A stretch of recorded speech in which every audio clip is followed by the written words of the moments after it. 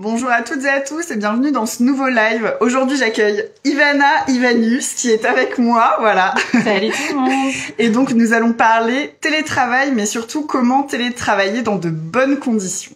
Alors, Ivana, ce que je te propose pour commencer, c'est que tu te présentes simplement, que tu expliques qui tu es, quel est ton métier, quel est ton parcours. Ok, bah déjà merci pour l'invitation. Je suis ravie, trop contente. Écoute, moi je suis donc Ivana, j'ai fraîchement 40 ans. Ça y est, j'ai passé le cap. Et oui, ça arrive. Écoute, mon parcours pro a démarré dans le domaine de l'optique, où j'ai occupé finalement différents postes. Donc j'étais opticienne et qualiticienne à la base. J'ai fait de l'audit, certification ISO, de la formation, du management. J'étais commerciale sur mon dernier poste. D'accord. Donc, tu vois déjà, je naviguais un petit peu partout, de la formation, du conseil aussi. Ok. Et j'ai eu envie de quitter ce domaine-là pour faire complètement autre chose. J'avais un vieux rêve d'enfance, c'était de rentrer à l'école Boulle. Okay. Et donc j'ai préparé un CAP en ébénisterie. Ça m'a permis finalement d'appréhender, tu vois, des notions d'agencement, d'ameublement, d'optimisation d'espace, d'ergonomie. Et finalement, le projet Bon Cadre a démarré à ce moment-là. Donc j'en parlerai après. D'accord. Okay. Alors du coup, quel est le profil de tes clients? Est-ce que c'est plutôt des salariés, des employeurs, des CSE? Alors écoute, donc aujourd'hui je suis consultante évaluateur QVT. Et donc, je propose des services aux entreprises avec mon équipe. On est une agence de conseil RH. Et donc, mes clients, ce sont aussi bien des PME, des PMI, des grands groupes, des startups. Finalement, toutes les entreprises qui sont soucieuses du mieux-être de leurs équipes et qui sont plutôt proactives sur ce sujet. Ok, très bien. C'est très clair. Alors, moi, la question que j'avais envie de te poser par rapport à cette question du télétravail, est-ce que tu as l'impression que selon les générations, y a un regard différent qui est porté sur cette question du télétravail? Alors, c'est vrai que la question se pose. On a pensé il est dit que les nouvelles générations sont plus demandeuses face au télétravail. Sincèrement, c'est pas du tout une réalité. Il faut remettre les choses dans son contexte. Le télétravail est apparu suite à une situation d'urgence. Donc, il a fallu qu'on s'adapte tous, quelles que soient les générations. Donc, X, Y, Z et même Alpha, les petits bébés qui étaient dans les ventres. Donc, on s'est tous adaptés. On est tous dans le même bateau. On a tous des envies, des organisations différentes, des conditions différentes. Donc voilà, c'est le télétravail en fait touche à toutes les générations et tout le monde peut être demandeur du télétravail. Et alors parce que en fait finalement on a surtout parlé du télétravail pendant la première vague du Covid. Est-ce que avant la crise sanitaire, c'était quelque chose qui se pratiquait quand même en entreprise ou pas? Oui, alors certaines entreprises pratiquaient le télétravail déjà depuis longtemps. Et si tu regardes certains secteurs, notamment l'IT, c'est des publics qui ont l'habitude de travailler à distance. D'accord. Donc pour certaines entreprises, oui, c'était déjà mis en place depuis longtemps, mais c'était pas du tout développé comme ça a été développé là pendant le confinement, c'est sûr. Et est-ce que tu as l'impression que justement il y a certaines catégories d'âge qui sont peut-être plus réticentes, plus méfiante vis-à-vis du télétravail? Est-ce que c'est nécessairement les publics, on va dire, les plus âgés, ou est-ce que par exemple dans la génération Z, il y a aussi des réticences? Est-ce que toi t'as une analyse là-dessus? Par rapport à l'analyse que j'ai là actuellement de ce marché, si tu veux, c'est quelle que soit la génération, tu peux avoir des jeunes parents où c'est une facilité d'être en télétravail. Tu peux avoir des jeunes qui ont des vies associatives, qui ont des hobbies particuliers et qui peuvent du coup avoir profité de cette flexibilité. Tu peux avoir des personnes plus expérimentées qui sont totalement adaptées au télétravail. Donc en fait, si tu veux, on essaie de mettre les choses dans des cases comme on l'a toujours fait, c'est-à-dire qu'on a traité le collectif. Là, ce qui se passe, la chose complexe avec le télétravail, c'est qu'on touche à l'individu. Et donc, on touche à sa sphère privée, puisque finalement, le télétravail a intégré nos foyers, donc nos vies perso. Ok, très bien. Alors, est-ce que tu peux nous dire quels sont les préalables indispensables finalement d'entreprise pour mettre en place une vraie politique de télétravail? Écoute, les préalables indispensables, déjà, c'est de passer par un test. Soit le télétravail a été vécu pendant la période Covid, les confinements, etc. Donc, bon, on a déjà une expérience. Soit si c'est une toute jeune entreprise, dans ces cas-là, passer par le test. Je pense que c'est essentiel de passer par l'expérience déjà de cette nouvelle organisation sur un petit groupe pilote déjà. Sur la base du volontariat plutôt. Sur la base du volontariat, évidemment. Et de toute façon, le télétravail, c'est sur une base de volontariat. Ça, on pourra en reparler parce que c'est un peu... Oui, ça c'est bien de le rappeler, voilà, que ça peut pas être imposé. Exactement. Donc voilà, déjà de tester, de communiquer, d'écouter ces équipes, et puis ces équipes managériales, la direction aussi a son mot à dire. Donc la notion d'écoute est importante et de communication. S'organiser, aujourd'hui il y a plein de nouveaux outils numériques qui permettent d'avoir une très bonne organisation, en tout cas de simplifier l'organisation liée au travail hybride. Ouais. Le fait d'être sur site et à distance. Au-delà de l'organisation, tu vas avoir la formation, la sensibilisation des équipes. Et quand je dis des équipes, c'est toutes les équipes. Ouais. Aussi bien la direction, on a tendance à les oublier, mais la direction, les équipes RH, évidemment le management intermédiaire où tout pèse en ce moment. Bien sûr. Et donc les collaborateurs d'une manière générale. D'accord. Et au niveau juridique, ça doit être précédé d'une consultation du CSE, c'est ça? Exactement. Donc ça doit être formalisé soit par un accord. Donc ça peut être un accord individuel, ça peut être un accord collectif ou une charte. Donc à partir du moment où c'est formalisé, c'est acté. D'accord. Donc, voilà. Et c'est pas parce que c'est acté qu'il n'y a pas d'amélioration possible par la suite, justement pour faire des petits ajustements supplémentaires. Exactement, rien n'est gravé dans le marbre.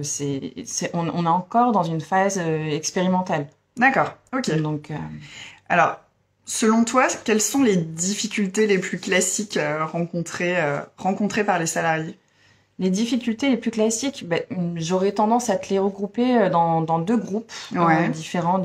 Il y en a d'autres, hein, mais pour simplifier les choses, on va retrouver les difficultés psychologiques et les difficultés physiques. D'accord. En entreprise, on parle de RPS pour la notion psychologique, les risques psychosociaux, où là, tu vas avoir la notion d'isolement, de la communication, des relations qui s'effritent finalement. C'est comme une relation à distance, hein, comme un couple à distance. Mm-hmm. Si tu vois pas la personne tous les jours...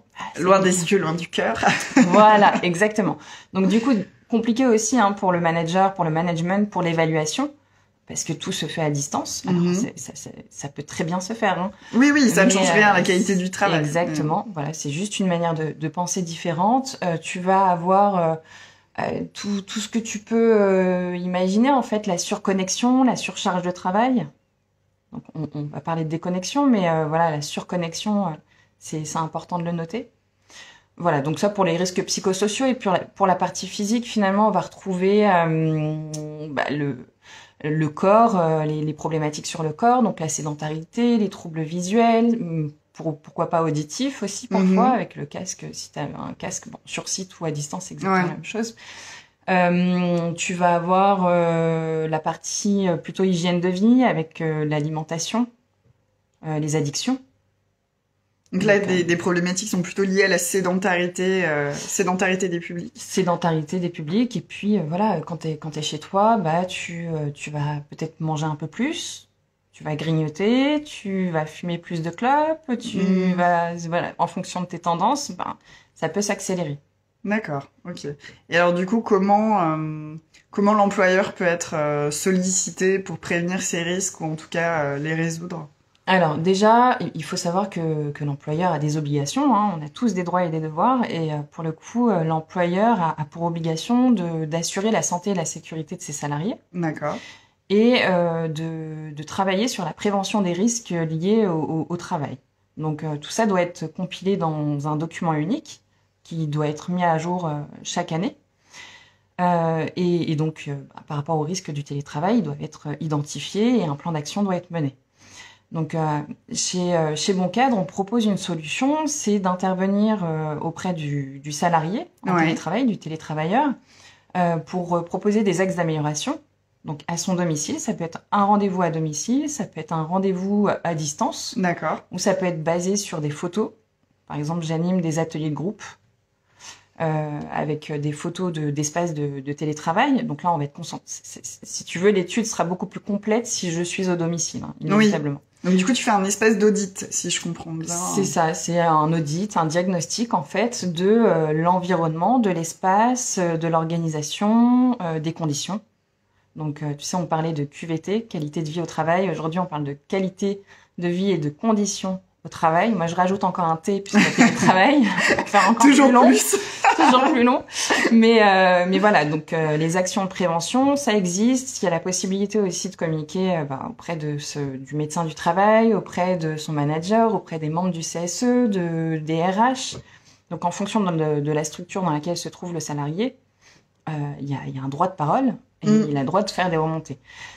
Il est possible aussi d'avoir un droit de visite, puisque je parlais du domicile, et donc on forme les membres du CSE, puisque parfois c'est eux qui ont la possibilité, la capacité de se rendre chez le salarié. D'accord. Avec l'accord du salarié au préalable. Oui, voilà.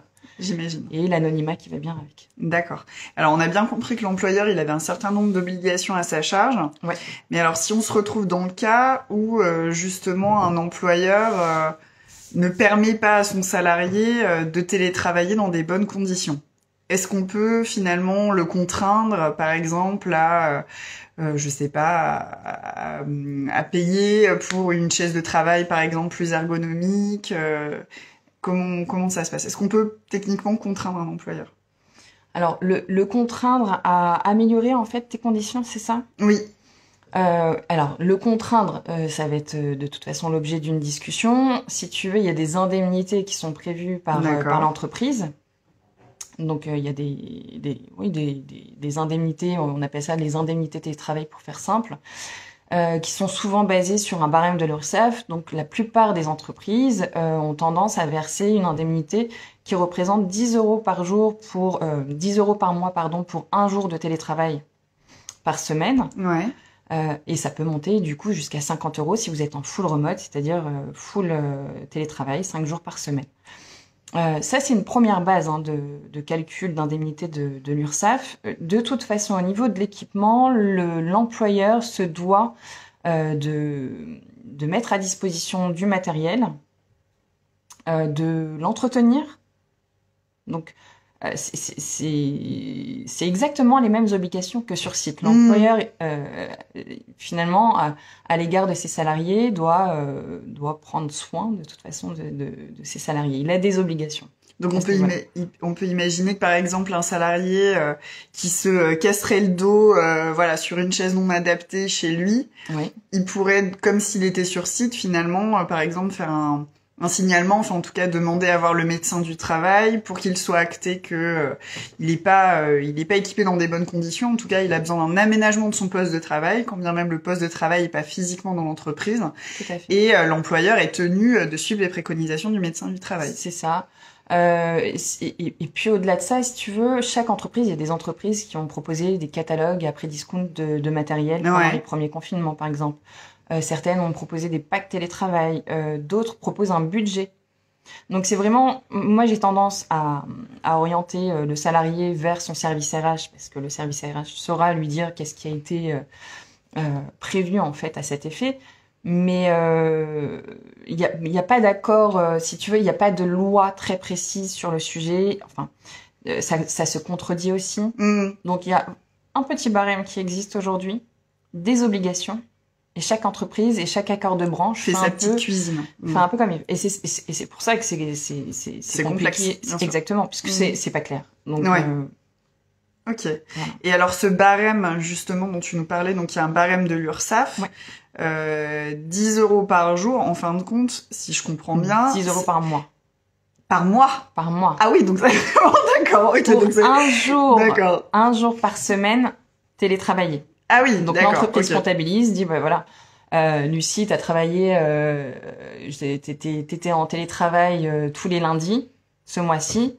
Bon, du coup voilà, ça te fait 10 euros ce mois-ci. D'accord. Et donc si je comprends bien, l'objectif de cette indemnité, c'est non pas de permettre au salarié d'acheter lui-même sa chaise de bureau ou quoi, mais c'est de l'indemniser finalement de l'occupation de son lieu d'habitation au profit du travail. Donc c'est censé lui payer une partie de sa connexion Internet, le chauffage, puisque c'est un vrai sujet en ce moment. Donc autant dire que 10 € par mois, on est très très loin du compte. Donc c'est un barème qui est plus du tout pertinent. Mais exactement, donc il va être remis en question inévitablement. Tu parlais de chauffage, bah oui, puisque les factures énergétiques aujourd'hui peuvent grimper jusqu'à plus de 30%. Donc voilà, c'est sympathique. Donc à partir de ce moment-là, tu dis bon bah il y a pas de loi, il y a rien qui est clair sur ce sujet. Donc si tu veux, au bout d'un moment, on est dans une situation complexe. Certes, on est encore sur une phase expérimentale qui est quand même bien menée pour grand nombre d'entreprises. Et voilà, il va falloir que certaines choses soient actées. Ça, c'est clair. Mais c'est intéressant parce que ça veut aussi dire que finalement, s'il n'y a pas une vraie politique de télétravail, un vrai accompagnement en termes de conditions de travail et un vrai travail aussi de fond sur l'indemnité télétravail, les salariés ont peut-être l'impression sur le coup que c'est confortable d'être en télétravail, ça leur permet peut-être d'être flexible, en week-end prolongé, enfin en tout cas voilà. Mais finalement, ils peuvent être totalement perdants, aussi bien en termes de conditions de travail en tant que telles, s'ils sont pas bien équipés, mais aussi financièrement. En fait, de se dire, mes revenus diminuent parce qu'en fait, mes charges augmentent, et ça, c'est des charges qui se répercutent pas du tout sur celles de l'entreprise, alors que l'entreprise, elle, de son côté, si t'es pas dans les locaux, elle a des charges qui diminuent. Donc, en fait, il y a une espèce de report de dépenses de l'entreprise vers le particulier. Et donc, il va falloir trouver un équilibre. De toute façon. Donc, je te dis, c'est inégal dans le sens où, bon, déjà, on n'a pas tous la même surface d'habitation, on n'a pas tous la possibilité d'avoir une pièce dédiée au travail. Ouais. Parfois, ça peut être ton salon, ta cuisine, ton bureau, donc ta buanderie. À Paris, c'est souvent comme ça. Donc, et parfois la salle de jeu du petit. Donc, du coup, voilà. Si tu veux, ça a été mis en place dans une situation d'urgence, c'est sur une base du volontariat. Certaines entreprises sont passées au flex office, d'autres sont restées avec leurs propres locaux. Chacune met en place sa politique. Effectivement, on est dans un contexte un peu particulier face au télétravail. Donc, j'ose espérer, je pense sincèrement que les choses vont bouger. Maintenant, oui, c'est charge à l'entreprise et aux salariés de travailler et de co-construire, de communiquer et puis de participer aux élections professionnelles pour avoir des élus aux petits oignons sur ces questions-là aussi. C'est ça aussi. Et puis des solutions existent chez Bon Cadre, c'est ce que l'on fait. Donc c'est vraiment sensibiliser les équipes, sensibiliser la direction. Conseiller l'organisation pour la mise en place d'une démarche santé et mieux-être en travail, mais aussi télétravail. Donc, si tu veux, voilà, il y a des solutions. Il faut des discussions plus poussées. D'accord. Alors j'avais une autre question que j'avais envie de te poser parce que je trouve que ce sujet est vraiment passionnant. Comment on peut imaginer justement en entreprise une articulation efficace entre le télétravail et le droit à la déconnexion? Alors, écoute, par rapport au droit à la déconnexion, c'est un sujet. Là, on en parle beaucoup, mais c'est un sujet qui existe depuis bon nombre d'années. On est d'accord. Ça vient pas tout juste de sortir avec le télétravail.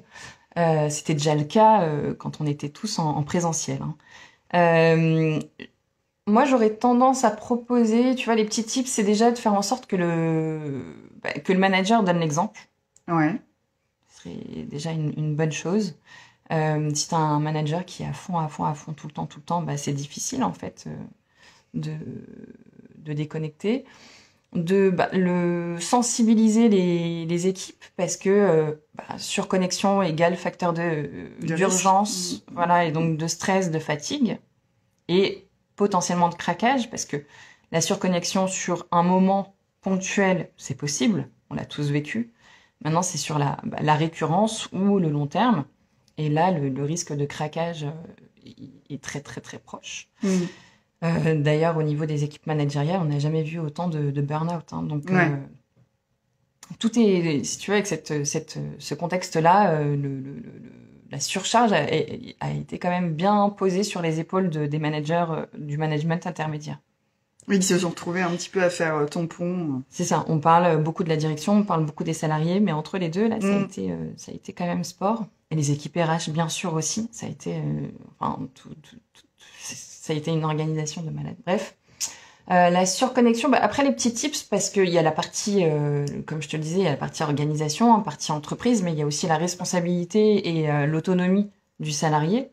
Donc c'est de se connaître, déjà ça d'une manière générale dans la vie c'est mieux, se connaître et puis d'utiliser des outils pour pouvoir stopper, déconnecter ses mails, mettre un calcul de temps de travail dans la journée, par exemple. Pendant combien d'heures est-ce que tu te rends compte, toi, du temps de travail effectif, d'utiliser ce type d'outils?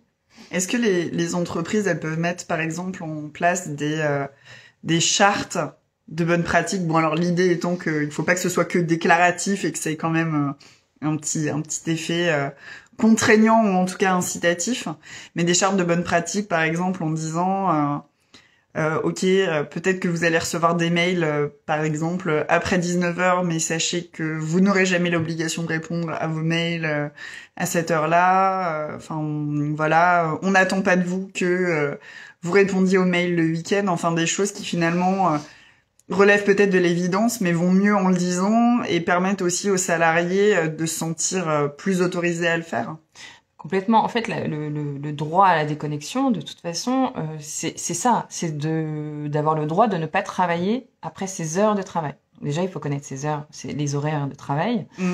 Ça, c'est un premier point. Et puis, c'est ce que je te disais tout à l'heure, finalement, c'est que le manager donne l'exemple, qu'on puisse vulgariser, en fait, cette loi, l'exprimer, l'expliquer aux équipes d'une manière générale. Et puis, pourquoi pas une charte, si elle est... en fait, c'est comme tout écrit, c'est comme toute chose. Si c'est une vraie politique, si c'est engagé par tout le monde, oui, tout peut être écrit, il n'y a aucun souci. Par contre, si c'est juste de l'écrit pour faire de l'écrit, voilà. Le risque peut être là, mais... le salarié peut aussi a le droit de dire non mais là en fait stop, c'est hors cadre, donc non, je n'y vais pas. Et puis d'utiliser un petit rituel pour couper la fin de sa journée, d'aller se promener, d'écouter un podcast, regarder un live de Lucie, se faire un petit thé, voilà, avoir un petit rituel de fin de journée. Une espèce de décompression, c'est ça. C'est ça. Parce que autant les parents, parce que je suis maman, donc de toute façon tu cours pour aller chercher ton gamin, donc la promenade c'est bon, elle est faite.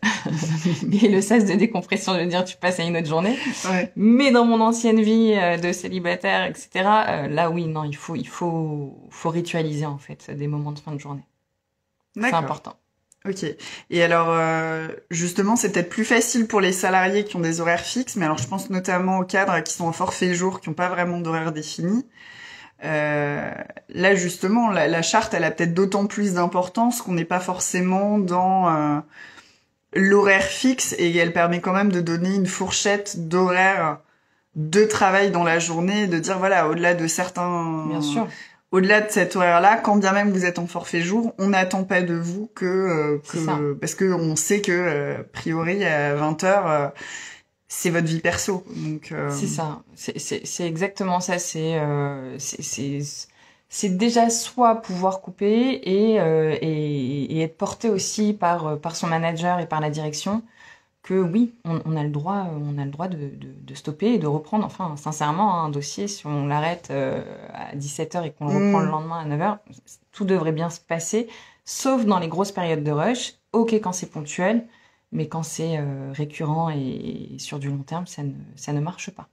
Est-ce que, par exemple, en entretien annuel d'évaluation, on peut faire remonter des remarques sur la politique du télétravail de l'entreprise. Est-ce que ça te paraît être un bon moment en tout cas pour le faire, pour dire bah là au niveau de l'organisation, ça me convient pas, j'en souffre, j'ai tel problème, voilà, ou est-ce que finalement on a plutôt intérêt à le faire toute l'année, est-ce qu'il y a des moments privilégiés pour le faire?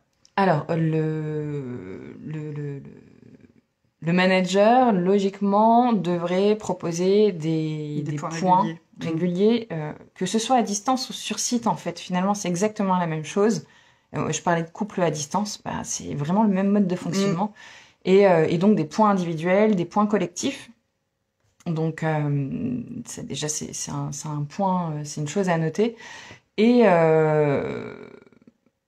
l'entretien annuel, il y a un entretien annuel qui est prévu dans le cadre un point annuel télétravail, en fait, où vous pouvez remonter, effectivement, et vous exprimer. Alors, il faut pas attendre ce moment-là. Ce moment-là existe. Oui. Si vous n'avez pas la possibilité. Il est sacralisé, il est consacré. Il est obligatoire. Il est organisé, ok. Donc, il est obligatoire. L'entretien lié au télétravail est obligatoire, au-delà de l'entretien annuel d'évaluation. D'accord? Donc, c'est vraiment, faites vos remontées à ce moment-là. Et si la communication est bonne, faites-le auprès de votre manager direct. Sinon, il y a toujours les membres du CSE, il y a toujours la médecine du travail, l'infirmière, un dispositif de psy, enfin voilà, tout ce qui peut, les RH, évidemment, voilà. Allez voir ces personnes-là, discutez-en, échangez, faites vos remontées et gardez surtout en tête qu'il y a des solutions qui existent. J'insiste un peu et je fais ma promo du coup, mais c'est essentiel de se dire en fait quelqu'un peut passer, me donner des recommandations, que ce soit individuel ou en groupe. Je peux en ressortir avec des choses vraiment claires, pertinentes, chiffrées, cadrées, concrètes. Et c'est notre objectif, c'est notre mission. Notre mission chez Bon Cadre, c'est faire du télétravail une force pour l'entreprise, un bienfait pour le salarié. Donc la notion moi j'aime bien la notion de mieux-être déjà, parce que on parle beaucoup de bien-être en ce moment au travail. Déjà si on arrive à mieux être, c'est déjà une bonne chose. Et la santé et le mieux-être au travail et au télétravail, c'est notre mission. Oui, puis en termes de fidélisation aussi des salariés, je pense que c'est important de passer le message, voilà, que la direction se préoccupe de l'état de santé du salarié, fait tout pour qu'il travaille dans de bonnes conditions.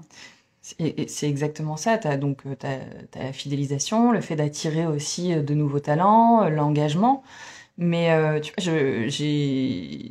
c'est marrant parce que je pense à un truc, mais par exemple au mauvais départ. Donc quand je te dis mauvais départ, ça peut être le mauvais onboarding ou ça peut être aussi le mauvais départ, le mauvais offboarding.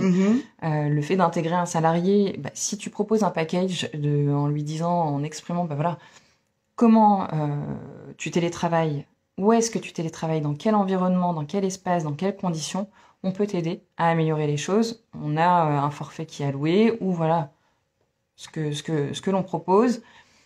Le salarié peut participer également en fonction des accords, en fonction de l'entreprise, etc. Et puis ça avance. Mais si tu proposes un départ comme ça à distance, enfin tu récupères même pas ton carton quoi. Ton carton il est sur ta table de salon. Donc bon. C'est délicat et intégrer une nouvelle personne au sein de l'équipe à distance, pareil.